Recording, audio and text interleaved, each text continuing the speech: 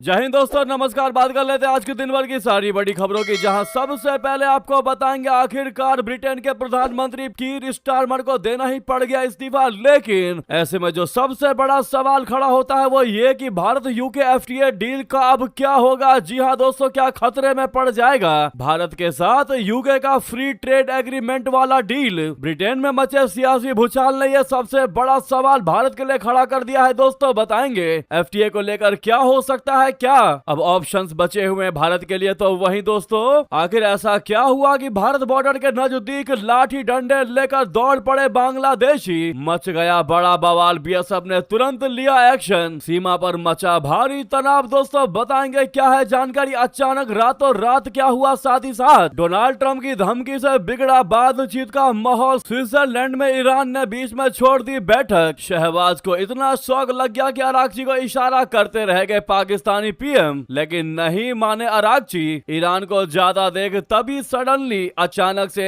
शहबाज शरीफ के नजदीक आए जेडी वेंस और उनके कान में कुछ कहा। इसकी बात के साथ साथ आपको बताएंगे दोस्तों कैसे अब पाकिस्तान पर नहीं रहा किसी को भी भरोसा, तो भारत के आगे फैलाए हाथ, भारत को बातचीत के लिए बुलाए। बताएंगे किसने शहबाज शरीफ की बखिया उधेड़ते हुए भारत से रिक्वेस्ट कर दी है दोस्तों कि प्रधानमंत्री मोदी जी अब आप ही इस युद्ध को शांत करवाइए, इस बातचीत को आगे बढ़ाइए शांति की राह पर। बताएंगे ऐसा रिक्वेस्ट करने वाला कोई और नहीं दोस्तों, पाकिस्तानी ही है। जी हाँ, तो वहीं आपको बताएंगे भारत समुद्री महाशक्ति बनने की राह पर। दोस्तों एक से एक बेहतरीन से बेहतरीन जानकारी आपको बताने वाले हैं, बस आप वीडियो के अंत तक बने रहिएगा। और खबरों में आगे बढ़ने से पहले भारत देश की बढ़ती ताकत का और भारत के बढ़ते साख का दिल से समर्थन करते और मानते हैं कि सीमा पर कितना भी बवाल हो जाए, घुसपैठियों को भारत बाहर कर ही रहेगा, उनको उनके सही ठिकाने पर पहुंचा कर ही रहेगा। तो वीडियो को लाइक करके, चैनल को सब्सक्राइब करके, बेल आइकन दबा के कमेंट में जय हिंद अवश्य कहिएगा। बात करते हैं पहली सबसे बड़ी खबर की, जहां ब्रिटेन के प्रधानमंत्री कीर स्टारमर ने अपनी लेबर पार्टी के कई सांसदों के महीनों से चले आ रहे दबाव के बाद अपने पद से आखिरकार इस्तीफा दे ही दिया। नए नेता का चुनाव होने तक वो अपने पद पर बने रहेंगे। 10 डाउनिंग स्ट्रीट के बाहर राष्ट्र को संबोधित करते हुए उन्होंने कहा कि लेबर पार्टी को नहीं लगता कि मैं अगले चुनाव में नेतृत्व करने के लिए सही व्यक्ति हूँ। स्टारमर का इस्तीफा ऐसे समय आया है जब लेबर पार्टी के भीतर उनके नेतृत्व को लेकर लंबे समय से असंतोष बढ़ रहा था। लेबर पार्टी के 400 सांसदों में से 100 से भी ज्यादा सांसदों ने अपनी ही सरकार के खिलाफ मोर्चा खोल दिया था। सांसदों का कहना था कि या तो स्टारमर तुरंत प्रधानमंत्री का पद छोड़ दे या फिर ये तारीख तय करे कि वे किस दिन इस्तीफा देंगे। इनके अलावा स्वास्थ्य मंत्री वेस्ट स्ट्रीटिंग, रक्षा मंत्री जॉन हिली और एक अन्य मंत्री जेस फिलिप्स ने स्टारमर के इस्तीफे की मांग को लेकर पद छोड़ दिया था। स्टारमर पिछले 7 साल में कार्यकाल पूरा होने से पहले पद छोड़ने वाले 5वें प्रधानमंत्री होंगे। इससे पहले थेरेसा में बोरिस जॉनसन, लिज ट्रस और ऋषि सुनक ने पीएम पद से इस्तीफा दिया था। इसमें गौर करने वाली बात यह है कि उन्होंने प्रधानमंत्री पद से इस्तीफा तो दिया ही दिया, साथ ही साथ लेबर पार्टी के लीडर दोनों ही पद से इस्तीफा दे दिया, यानी लेबर पार्टी का नेता पद भी छोड़ दिया कीर स्टारमर ने। लेकिन इस जानकारी को बताने के पीछे हमारा मकसद मेन दोस्तों भारत यूके एफटीए डील को लेकर है कि आखिर इनके इस्तीफे के बाद क्या होगा, क्या खतरे में पड़ जाएगा यूके भारत का एफटीए डील। दोस्तों ये पूरा सियासी संकट ऐसे समय पर सामने आया है जब भारत और ब्रिटेन के बीच बहुप्रतीक्षित फ्री ट्रेड एग्रीमेंट 15 जुलाई से लागू होने वाला है। स्टारमर सरकार की इसे सबसे बड़ी कामयाबी मानी जा रही थी। इस समझौते से ब्रिटेन की इकोनॉमी यानी अर्थव्यवस्था में 4.8 अरब पाउंड जुड़ने और दोनों देशों के बीच व्यापार में 25.5 अरब पाउंड की बढ़ोतरी होने का अनुमान है। प्रधानमंत्री नरेंद्र मोदी जी और कीर स्टारमर के बीच G7 शिखर सम्मेलन में इस डील को अंतिम रूप दिया गया था। अब कीर स्टारमर के इस्तीफे के बाद समझौते की टाइमलाइन को लेकर चिंताएं बढ़ गई हैं। अगर एक्सपर्ट्स की राय ले, एक्सपर्ट्स का माने तो उनका कहना है कि राजनीतिक उथल पुथल से इस समझौते को लेकर कुछ समय तक अनिश्चितताएं बनी रह सकती हैं। हालांकि उनका कहना है कि लॉन्ग टर्म में लेबर पार्टी भारत के 8 समझौते को आगे बढ़ाएगी। यानी कि दोस्तों ये जो बहुप्रतीक्षित फ्री ट्रेड एग्रीमेंट है वो 15 जुलाई से लागू होने वाला था। अब ऐसा हो सकता है कि इनके इस्तीफे के बाद जब तक ब्रिटेन में सरकार सुचारू रूप से नहीं बन जाती तब तक हो सकता है इस टाइमलाइन को आगे बढ़ा दिया जाए, और हो सकता है अभी इसमें देरी हो। जी हाँ दोस्तों, लेकिन इससे समझौता स्वतः खत्म नहीं होता दोस्तों। भारत यूके एफटीए या व्यापार समझौते का मुख्य ढांचा सरकारों, नौकरशाही और लागू करने वाली संस्थाओं पर टिका होता है, इसलिए नेतृत्व बदलने से प्रक्रिया धीमी हो सकती है। रुकना जरूरी नहीं होता। अगर सत्ता संतुलन या नेतृत्व प्राथमिकताएं बदलती हैं तो क्रियान्वयन समय सीमा और राजनीतिक संदेश पर असर पड़ सकता है। अभी सबसे बड़ा जोखिम डील रद्द होने से ज्यादा देरी का है, खासकर अगर लंदन में नेतृत्व संकट गहराता है। दूसरी तरफ स्टारमर सरकार ने हाल ही में भारत केंद्रित व्यापार और निवेश को प्राथमिकता दी है और वीजा जैसे मुद्दों को एफटीए से अलग रखने का भी संकेत दिया है। यानी कि दोस्तों इसीलिए स्टारमर पर इस्तीफे का दबाव भारत यूके डील के लिए राजनीतिक जोखिम जरूर है, लेकिन मौजूदा संकेतों के आधार पर इसे तत्काल खत्म होने वाला संकट नहीं कहा जा सकता।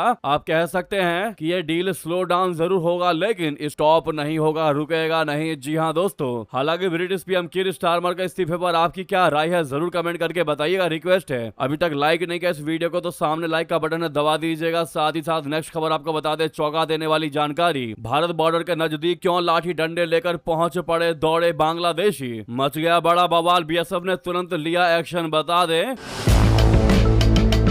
अवैध घुसपैठ के खिलाफ सख्त रुख अपनाने के बाद उसे भारत बांग्लादेश बॉर्डर पर तनाव बढ़ता दिख रहा है। पड़ोसी मुल्क से फिर घुसपैठ करने का प्रयास किया गया जिसे भारतीय सुरक्षा बलों ने नाकाम कर दिया है। रिपोर्ट के अनुसार अवैध घुसपैठियों को भारत की ओर से वापस भेजे जाने पर बांग्लादेश के सीमा रक्षा बल ने अपने क्षेत्र में लेने से इनकार कर दिया और भारत भेजे जाने पर दबाव बनाया। मालदा जिले में भारत बांग्लादेश सीमा पर शनिवार को उस समय तनाव पैदा हो गया जब सैकड़ों लोगों ने बांग्लादेश की तरफ से भारतीय सीमा में घुसने का प्रयास किया। हालांकि सीमा सुरक्षा बल बीएसएफ के जवानों ने उन्हें रोक दिया और उनके प्रयासों को नाकाम कर दिया। ये घटना वैष्णव नगर के सुखदेवपुर चौकी पर हुई जो बॉर्डर का एक हिस्सा है जहां अभी बाढ़ यानी फेंसिंग नहीं लगा है। इंडियन एक्सप्रेस ने सूत्रों के हवाले से बताया कि शनिवार सुबह बांग्लादेश की तरफ से सैकड़ों लोग लाठी डंडों के साथ सीमा के पास जुटने लगे और उन्होंने भारतीय सीमा में घुसने की कोशिश की। जैसे ही सीमा पर तैनात बीएसएफ के जवानों ने उन्हें देखकर पीछे भगाया, वैसे ही भारतीय क्षेत्र की तरफ भी लोगों की भारी भीड़ जमा हो गई। बीएसएफ अधिकारियों का कहना है कि स्थिति को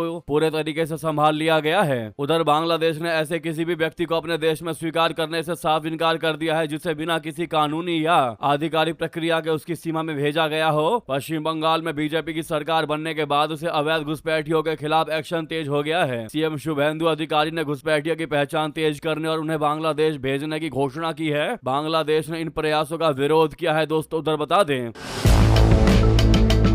स्विट्जरलैंड के लूजर्न में पाकिस्तान का टॉप लीडरशिप अपनी बेइज्जती की स्क्रिप्ट खुद लिख रहा है। ईरान डील में टांग अड़ाने पहुंचे पाकिस्तान के पीएम शहबाज शरीफ और आर्मी चीफ आसिम मुनीर की लूजर्न में इंटरनेशनल बेइज्जती हो रही है। दोस्तों इससे जुड़ा वीडियो भी सामने आया है जिसने बता दिया कि शहबाज और मुनीर की वैल्यू कुछ भी नहीं है। जी हाँ, स्विट्जरलैंड के लूजर्न में ईरान डील पर अमेरिका ईरान के बीच बात हो रही है। यहाँ पर पाकिस्तान के पीएम शहबाज शरीफ और आर्मी चीफ आसिम मुनीर भी पहुंचे हैं। स्विट्जरलैंड के ब्यूरगेनस्टॉक रिजॉर्ट में अमेरिका ईरान तकनीकी स्तर की वार्ता के दौरान पाकिस्तानी प्रधानमंत्री शहबाज शरीफ का एक अनोखा और असहज क्षण सोशल मीडिया पर वायरल हो गया। वायरल हो रहा है ये क्लिप काफी मजेदार है। इस क्लिप में अरागची, जेडी वेंस, वार्ताकार कुशनर, शरीफ और मुनीर एक ही फ्रेम में दिखाई दे रहे हैं। ईरानी विदेश मंत्री अब्बास अरागची ने कमरे में प्रवेश करते हुए शहबाज शरीफ से संक्षिप्त अभिवादन किया और फिर तुरंत बाहर निकल गए। शहबाज उन्हें रुकने का इशारा करते हैं, हाथ हिलाते हैं, लेकिन फिर भी अरागची तेजी से निकल जाते हैं। शहबाज की वो बात नहीं मानते। इस दौरान कैमरे में शहबाज शरीफ का चेहरा हैरानी और परेशानी से भरा दिखाई दिया, जैसे वे किसी महत्वपूर्ण मुलाकात का इंतजार कर रहे हो, लेकिन वो इंतजार अधूरा रह गया। मुनीर और शहबाज का इंतजार करता हुआ वीडियो काफी वायरल हो रहा है। ये घटना पाकिस्तान की कूटनीतिक महत्वाकांक्षा और वास्तविकता के बीच की खाई को उजागर करती है। पाकिस्तान ने खुद को अमेरिका ईरान शांति प्रक्रिया का प्रमुख मध्यस्थ बताने का प्रयास किया था। इस्लामाबाद मेमोरेंडम ऑफ अंडरस्टैंडिंग यानी एमओयू के फॉलो अप के रूप में शहबाज शरीफ और फील्ड मार्शल आसिम मुनीर विशेष रूप से स्विट्जरलैंड पहुंचे थे। प्रधानमंत्री कार्यालय ने इसे उच्च स्तरीय वार्ता बताया था जिसमें पाकिस्तान को क्षेत्रीय शांति का प्रमुख खिलाड़ी दिखाने का प्रयास था, लेकिन वास्तविकता अलग निकली। अरागची का संक्षिप्त अभिवादन और तुरंत प्रस्थान ईरान की प्राथमिकताओं को दर्शाता है। ईरान कितना सीरियस है वो दर्शाता है। ईरान अमेरिका के साथ सीधी और प्रत्यक्ष बातचीत चाहता है और पाकिस्तान को एक सीमा से ज्यादा महत्व देना नहीं चाहता। जबरदस्ती शहबाज और मुनीर बीच में घुसते दिखाई दे रहे हैं ताकि वो लाइमलाइट में आए, कैमरे के सामने सामने आए, दुनिया को लगे कि हाँ शहबाज शरीफ और मुनीर ने यानी पाकिस्तान ने इसमें 100% मध्यस्थता करवाई है और पाकिस्तान का नाम हो जाए, इसलिए जहां नहीं भी घुसना वहां भी जबरदस्ती शहबाज मुनीर दोनों घुसते दिखाई दे रहे हैं। यही वजह है कि शहबाज शरीफ तरह तरह की मुद्राएं बनाते रह गए और ईरान वहां से उठकर चला गया। वहीं ईरानी डेलीगेशन के वॉकआउट करने के बाद यानी चले जाने के बाद अमेरिकी उपराष्ट्रपति जेडी वेंस की नजर शहबाज मुनीर पर पड़ती है। तुरंत उनके हाव भाव से परेशानी साफ झलक रही थी चेहरे पर। फिर वेंस ने उन दोनों के पास जाते हैं और शहबाज मुनीर के कान में कुछ कहते हैं। इसके बाद तीनों काफी देर तक धीरे धीरे बात करते हुए दिखाई देते हैं। लेकिन इसी बीच आपको बता दे दोस्तों, पाकिस्तानी एक्सपर्ट अब कह रहे हैं कि भैया पाकिस्तान के बस की बात नहीं है, अब भारत को आगे आना चाहिए। शहबाज सरकार से कहा कि भैया भारत के आगे हाथ जोड़ो, भारत से रिक्वेस्ट करो और कहो कि इस मध्यस्थता में तुम भी शामिल हो जाओ। भारत के साथ साथ अफगानिस्तान को भी बातचीत के लिए बुलाना चाहिए जैसा सुझाव दिया है दोस्तों। वहीं आपको बता दें, इतने टाइम से हॉर्मुज बंद रहने के बाद भारत ने अपना रास्ता खोज लिया है। साथ में जानकारी एक और सामने आ रही है कि इस पीस डील बातचीत के बीच भारत ने पुतिन के साथ मिलकर तेल पर बड़ा खेल किया है, जिससे हॉर्मुज का रास्ता तो निकला ही निकला, साथ में मुंहतोड़ जवाब दिया है दोस्तों इन देशों को जो लगातार राजनीति करते दिखाई दे रहे हैं व्यापार के मुद्दे पर। खास करके अमेरिका मुंह ताकता रह गया दोस्तों। इस पीस टॉक के बीच कच्चे तेल के दाम पर तगड़ा असर दिखाई दिया। ग्लोबल मार्केट में क्रूड ऑयल की कीमत युद्ध शुरू होने के बाद पहली बार $80 प्रति बैरल से नीचे पहुंच गई। 22 जून को ब्रेंट क्रूड ऑयल $79.08 प्रति बैरल और WTI क्रूड $75 प्रति बैरल पर पहुंच गया है। तेल की गिरती कीमत के बीच भारत के लिए दोहरी खुशखबरी आई है। केपलर डेटा के मुताबिक भारत ने जून में हर दिन 4.9 मिलियन बैरल कच्चे तेल का आयात किया है, जो अप्रैल 2025 से फरवरी 2026 के औसत से अधिक है। जून के आंकड़ों की बात करें तो ये जून के आंकड़े दिखा रहे हैं कि भारत ने रशिया से तेल की खरीद और ज्यादा बढ़ा दी है दोस्तों। अमेरिका ने रूसी तेल पर प्रतिबंध लगा रखा था, लेकिन ईरान युद्ध और हॉर्मुज ब्लॉकेज की वजह से उसने इस प्रतिबंध में छूट दे रखी थी। इस छूट की डेडलाइन 17 जून को खत्म हो गई थी, लेकिन अमेरिका ने इसे फिर से बढ़ाकर भारत समेत तेल आयात करने वाले देशों को बड़ी राहत दे दी। अमेरिका की इस छूट का भारत से सबसे ज्यादा फायदा उठाया, यानी भारत ने सबसे ज्यादा फायदा उठाया और रूसी तेल का सबसे बड़ा आयातक देश बन गया। नेक्स्ट खबर की बात करते हैं, जहां एडवांस्ड सोनार, टॉर्पीडो और एंटी सबमरीन रॉकेट। जी हां, भारत समुद्री महाशक्ति बनने की राह पर 3 स्वदेशी युद्धपोतों की खासियत जानकर आप भी जाएंगे चौंक दोस्तों। प्रधानमंत्री नरेंद्र मोदी जी ने 3 स्वदेशी युद्धपोतों को भारतीय नौसेना में कमीशन किया है। इनमें 2 तो स्वदेशी फ्रंटलाइन युद्धपोत हैं, तो वहीं तीसरा सर्वे करने वाला पोत है। आपको बता दें ये तीनों है INS दूनागिरी, दूसरा INS अग्रय और तीसरा INS संशोधक। जी हाँ दोस्तों, INS दूनागिरी की बात करें तो हिमालय की एक चोटी के नाम पर रखे गए INS दूनागिरी का निर्माण प्रोजेक्ट 17A के तहत किया गया है। 8 ब्रह्मोस क्रूज मिसाइलों और बराक 8 सरफेस टू एयर मिसाइलों से लैस ये स्टील्थ फ्रिगेट हमले और बचाव के लिए बेहद ताकतवर और कई तरह के हथियारों से सुसज्जित है। दूसरा INS अग्रय की बात करते हैं, ये दुश्मन की पंडियों को ट्रैक करना इस युद्ध की खासियत है। उथले पानी में भी INS अग्रय बेहतरीन तरीके से काम कर सकता है। वहीं INS संशोधक की बात करें तो इसकी सबसे बड़ी खासियत यह है कि यह जहाज बिना रुके एक बार में ही करीब 12,000 किलोमीटर तक की दूरी तय कर सकता है। नौसेना में शामिल हुआ यह युद्धपोत समंदर के संसाधनों के टिकाऊ इस्तेमाल में अपना अहम योगदान देने वाला है। ये पोत तटीय साथ साथ अपतटीय डेवलपमेंट में भी मदद करेगा। जी हाँ, इसके लिए भारतीय नौसेना को ऑल द बेस्ट आप लोग जरूर कमेंट में कहिएगा। साथ ही साथ इतना ही नहीं, आपको बता दें